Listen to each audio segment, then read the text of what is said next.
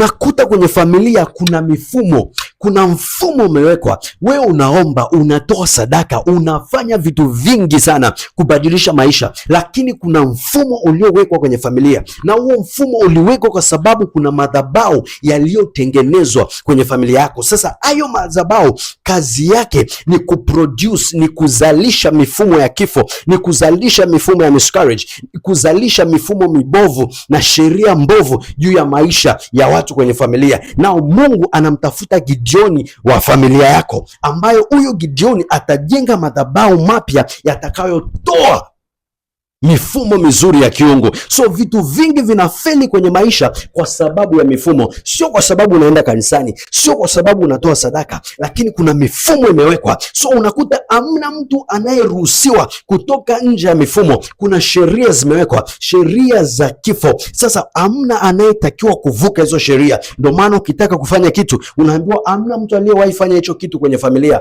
Babu yako hakuwahi fanya hivyo, babu yako hakuwahi fanya hivyo, mama yako hakuwahi olewa, hakuwahi kuwa na wedding. Kwa nini wewe uwe na wedding? So they are telling you, they are limiting you because there is a system in the family. Now wewe ni mtu wa tofauti kwa sababu kwenye familia yako Mungu anaenda kubadilisha. Wewe ndo Gideoni wa familia. Haijalishi kuna mfumo gani, unavunja hiyo madhabahu kwa maombi na sadaka na sacrifice na chochote Mungu atakachokuelekeza, kama alivyomwelekeza Gideoni. Na ukivunja hiyo madhabahu, unatengeneza madhabahu mapya yatakaozalisha mfumo wa kiungu juu ya maisha yako, yatakaozalisha sheria za kiungu. So usiishi kwa mifumo iliyowekwa kwenye familia, unaishi kwa mfumo wa mbinguni. Ndio maana tunasema Mungu, ufalme wako huje hapa duniani kama ilivyo wapi? Kama ilivyo mbinguni. Kwa nini tunaomba hivyo? Kwa sababu sisi ni mabalozi hapa. Kazi ya balozi ni kuishi kulingana na sheria ya nchi yake na sio sheria ya kule anakoenda. So unaishi kulingana na sheria ya mbinguni ulikotoka.